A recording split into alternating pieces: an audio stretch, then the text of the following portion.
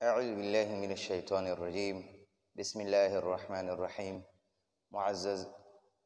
سامعین و ناظرین اور طلبہ کرام،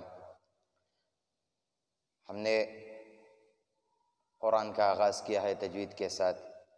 اور ہم نے بتایا کہ تجوید کے موٹے موٹے قواعد انشاءاللہ ہم سیکھیں گے۔ کل ہم نے سورۃ الناس پڑھا تھا تجوید کے ساتھ، اس میں تجوید کے کچھ قواعد ہم نے سیکھے تھے۔ ہم نے اس میں نون ساکن کو سیکھا تھا، نون مشدد کو سیکھا تھا، اور حروف حلقی کو ہم نے سیکھا تھا، اور ہم نے غنہ سیکھا تھا۔ آج انشاءاللہ العزیز ہم سورۃ الفلق کی ابتدا کرتے ہیں۔ آئیے بورڈ کی طرف چلتے ہیں۔ سورۃ الفلق مکیہ، مکہ مکرمہ میں نازل ہوا ہے۔ اعوذ باللہ من الشیطان الرجیم، بسم اللہ الرحمن الرحیم۔ قل اعوذ برب الفلق، قل اعوذ برب الفلق۔ قل،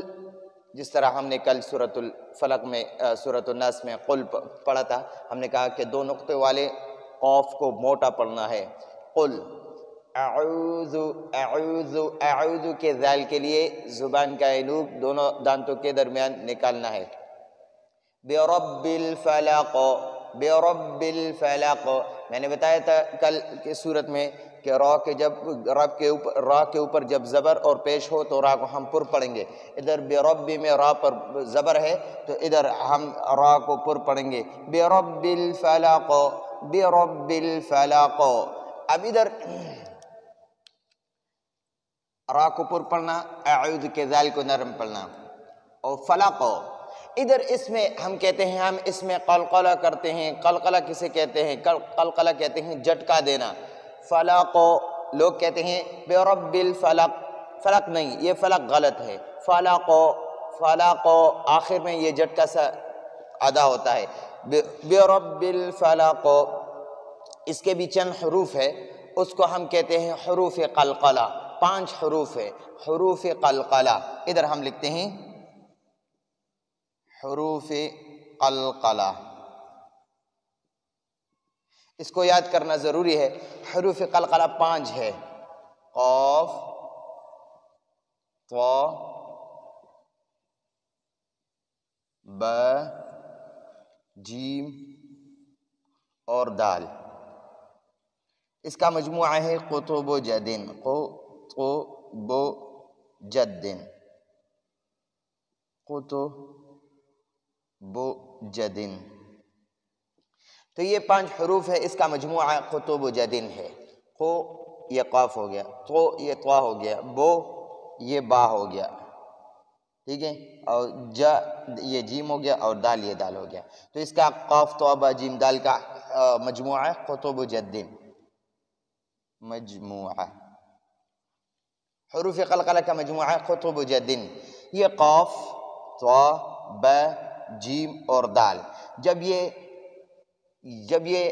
کسی آیت کے آخر میں آتا ہے تو اس کو ہم پھر ساکن بناتے ہیں۔ ساکن کیسے کہتے ہیں؟ ہم نے بتایا تھا کہ اس قاف کے نیچے زیر ہے، جب ادھر ہم وقف کرتے ہیں، ٹھہرتے ہیں تو یہ قاف ساکن ہو جائے گا۔ ایسے ہم پھر پڑھیں گے، ساکن پڑھیں گے، پھر اس کو ہم ساکن پڑھیں گے۔ فلق، تو یہ قاف جب خود کسی آیت کے درمیان میں ساکن ہو، یا آیت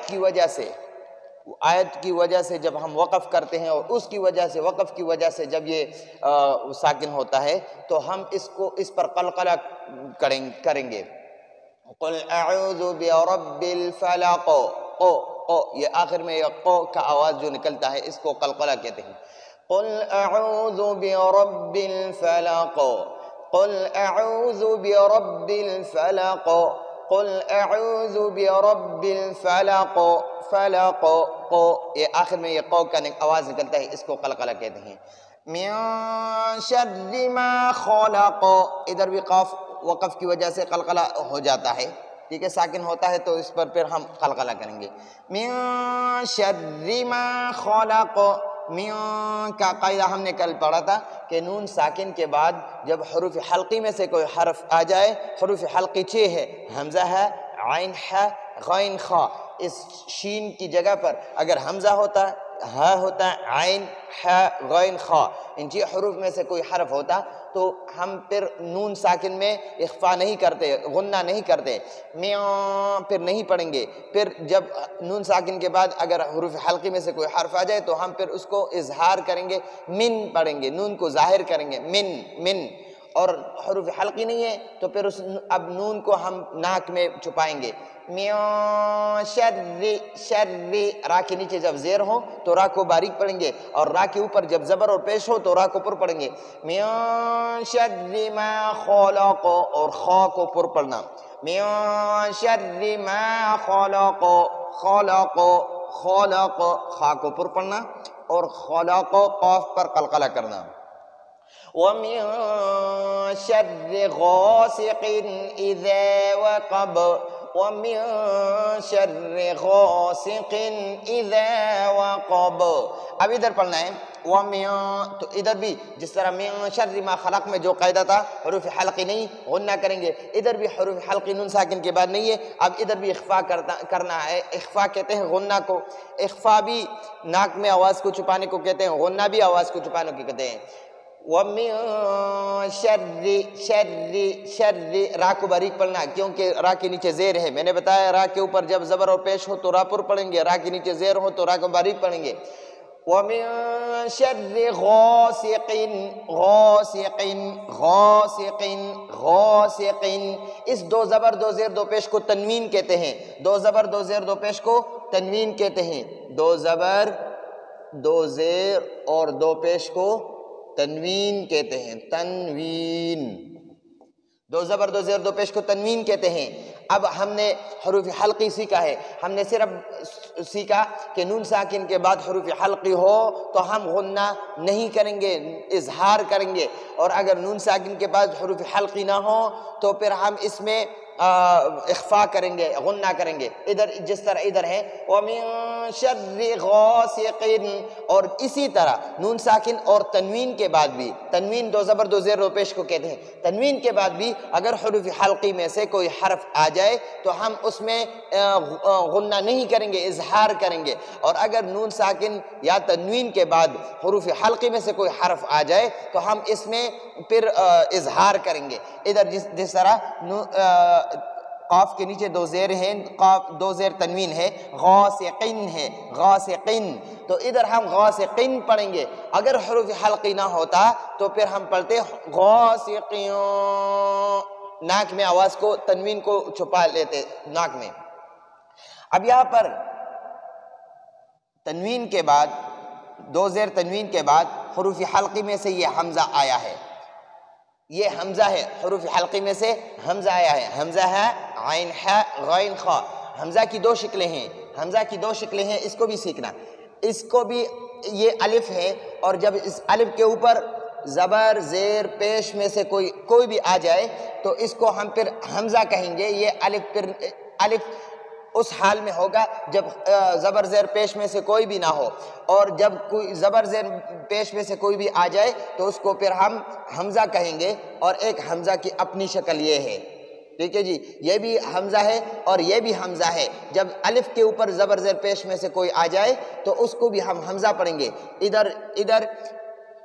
دو زیر تنوین کے بعد حروف حلقی میں سے حمزہ آیا ہے، حروف حلقی میں سے حمزہ آیا ہے، تو اب دو زیر تنوین میں ہم غنہ نہیں کریں گے، اب اس کو ہم پڑھیں گے غاسقن، غاسقن، اور اگر حمزہ کی جگہ کوئی اور حرف ہوتا، حروف حلقی میں سے کوئی بھی نہ ہوتا تو پھر ہم پڑھتے غاسقین، انشاءاللہ آگے اس کی مثالیں زیادہ آئیں گی، غاسقن، اذا کو ذال اوپر نیچے دانتوں کے درمیان یہ زبان کا نوک باریک سا نکال لینا، اذا وقب، حروف قلقلہ دیکھو، قاف تو با بھی اس میں ہے، با، تو ادھر با بھی وقف کی وجہ سے ساکن ہو گیا، تو اس میں بھی ہم جھٹکا، اس کو بھی ہم جھٹکا دیں گے، قلقلہ کریں گے، وَمِن شَرِّ غَاسِقٍ إِذَا وَقَبَ، وقب نہیں پڑھنا، وقب، ب وقب آخر میں یہ با کو جھٹکا دینا ومن شر غاسق اذا وقب ومن شر غاسق اذا وقب ومن شر غاسق اذا وقب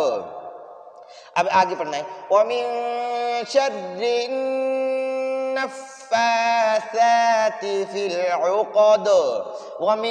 یہ نون ساکن کے بعد حروف حلقی میں سے کوئی حرف نہیں ہے تو نون ساکن میں ہم اخفا کریں گے غنہ کریں گے وَمِن شَرِّ اور شر را کو باریک پڑھیں گے کیونکہ میں نے بتایا را کے اوپر زبر پیش ہو تو پر پڑھیں گے را کے نیچے زیر ہو تو باریک پڑھیں گے تو یہ اور ادھر نون مشدد پر ہمیشہ غنہ کرنا ہے وَمِن شَرِّ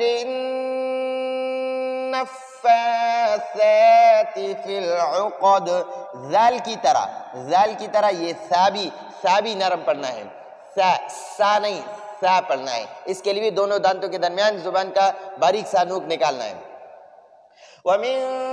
شَرِّ النَّفَّاثَاتِ فِي الْعُقَدِ یہ دال بھی حروف قلقلہ میں سے ہے تو ادھر اس پر بھی وقف کی وجہ سے ساکن ہوتا ہے تو اس دال پر بھی ہم قلقلہ کریں گے دال کو بھی جھٹکا دیں گے وَمِن شَرِّ النَّفَّاثَاتِ فِي الْعُقَدِ وَمِن شَرِّ النَّفَّاثَاتِ فِي الْعُقَدِ وَمِن شَرِّ حَاسِدٍ إِذَا حسد وَمِن میں نون ساکن کے بعد حروف حلقے میں سے کوئی حرف نہیں ہے تو نون ساکن میں ہم اخفا کریں گے وَمِن شَرِّ را کو باریک پڑھیں گے حاسد میں دو زیر تنوین کے بعد حروف حلقے میں سے حمزہ آیا ہے تو ادھر اس میں ہم بھی اظہار بھی کریں گے مطلب اس کو ہم ناک میں نہیں چھپائیں گے اس میں ہم غنہ نہیں کریں گے حاسدن اس حمزہ کی وجہ سے اس کو ہم حاسدن پڑھیں گے حاسدن اذا دال کو نرم پڑھا اذا حسد دال ساکن کی وجہ دال وقف کی وجہ سے ساکن ہو گیا اس لیے ہم دال کو دال پر ہم قلقلہ کریں گے اب دیکھ وَمِن شَرِّ النَّفَّاثَاتِ فِي الْعُقَدِ وَمِن شَرِّ حَاسِدٍ إِذَا حَسَدَ وَمِن شَرِّ حَاسِدٍ إِذَا حَسَدَ اب انشاءاللہ العزیز ہم شیخ سعود الشریم صاحب کی آواز میں حدر پڑھیں گے اعوذ باللہ من الشیطان الرجیم بسم اللہ الرحمن الرحیم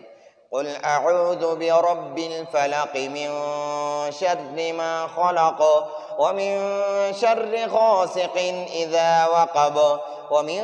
شر النفاثات في العقد ومن شر حاسد اذا حسد یہ شیخ سعود الشریم صاحب کی آواز اب شیخ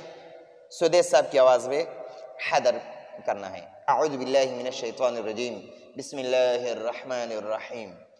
قل اعوذ برب الفلق من شر ما خلق ومن شر غاسق اذا وقب ومن شر النفاثات في العقد ومن شر حاسد اذا حسد اب انشاءاللہ العزیز شیخ عبد الباسط عبد الصمد صاحب کی آواز میں ہم تھوڑا سا مشق کریں گے اس سورت کی اعوذ باللہ من الشیطان الرجیم بسم اللہ الرحمن الرحیم قل اعوذ برب الفلق من شر ما خلق ومن شر غاسق اذا وقب ومن شر النفاثات في العقد ومن شر حاسد اذا حسد صدق اللہ العظیم۔ تو معزز سامعین، یہ ہمارا آج کا سبق تھا۔ انشاءاللہ آئندہ سبق کے لیے ہم اجازت چاہتے ہیں۔ السلام علیکم ورحمۃ اللہ وبرکاتہ۔